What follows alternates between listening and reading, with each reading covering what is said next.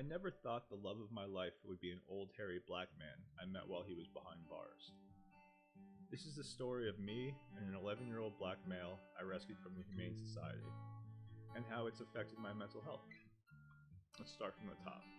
So, about 5 years ago, my dog passed away. I adopted a dog in college. His name was Ralph. He was the perfect college dog. The dog was crazy, running all over the place. He loved being in the college house. He was a nut job. It was great. And after he passed, I haven't got another dog. Didn't want a dog. I didn't want to deal with the responsibility of having a dog. So I'm at the Humane Society one day after work, and I'm looking. I'm not really looking. I'm kind of just glazed up, and it breaks my heart going to the Humane Society. I just want to adopt everything. I don't want to leave any of them there. I feel so bad. So there's Rottweilers and pit bulls going nuts everywhere because they can't get adopted because you're not allowed to have them in an apartment. You have to own a home to have one of those. So everyone just gives them up. It's so sad. And then out of the corner of my eye, I see the name Ralph. And I was like, oh shit. I look down, and there's this black lab just standing there all proper like this with his chest out, and he's shaking. He's so scared. So I'm like, oh my, I felt like this immediate emotional connection with him. I could not move any further, and I was not leaving without him. So I put my finger in the cage, and he slowly walks up to me, and he licks my finger, and I'm just like, oh jeez, this dog knows what he's doing. He wants to be adopted. So I take him out for a walk, and I go on my knee, and I pet him, and he literally just falls into my arms. It was the cutest thing I've ever seen. After that, there was no questions. He was coming home. And ever since that day, that's been my baby.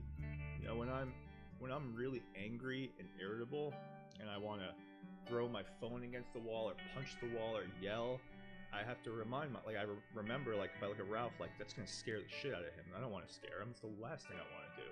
So it kind of calms me down because it's not about my anger. It's about the household. That includes him. With my depression, it keeps me on routine.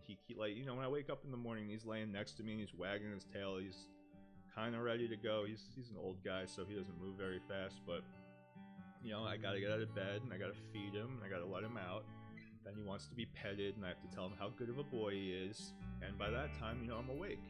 So it keeps me going even when I don't want to get out of bed. I have to get out of bed. Regardless, I have to get out of bed and I gotta feed my baby and I gotta let him out. There's no way I would let him starve or have to go to the bathroom. Not a chance in hell. In conclusion, adopting a dog has been by far the best thing that's ever happened to me. Ralph's my soulmate. I love Ralph more than I love anything in this world. That's my baby. With COVID and the lockdown, I don't know if I could ever be going back to work because he's by my side 24/7.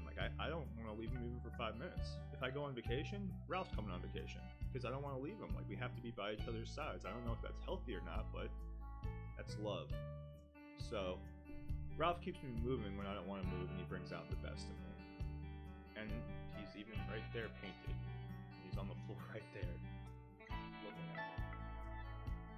Well, if you guys have the chance to adopt a dog, do it. It will be good for your mental health. I love you guys. Have a great day.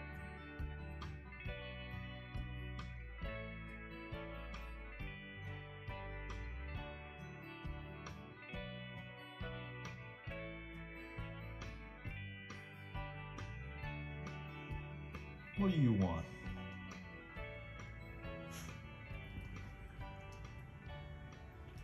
What are you looking at?